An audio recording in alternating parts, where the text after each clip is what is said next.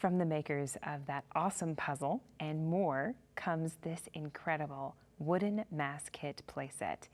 It's a family favorite at my house. A great way for children to learn about the Eucharist is through imaginative play. Children that role play the holy sacrifice of the Mass are more likely to understand what is happening at Mass, pay closer attention, and gain a deeper appreciation for the liturgy of the Eucharist.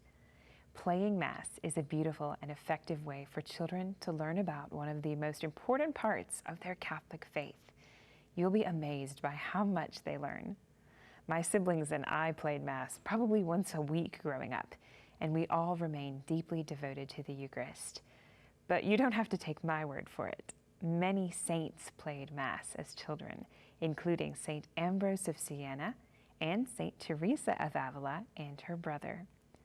This 20-piece Mass set includes one lavabo bowl, 2 white candles with removable flame discs, 1 altar cross, which quickly screws together, 1 chalice, 1 ciborium with removable lid, 2 cruets, water and wine with removable lids, such a great and fun feature, 1 pall, 6 communion hosts, 1 large celebrant's host, and 1 paten.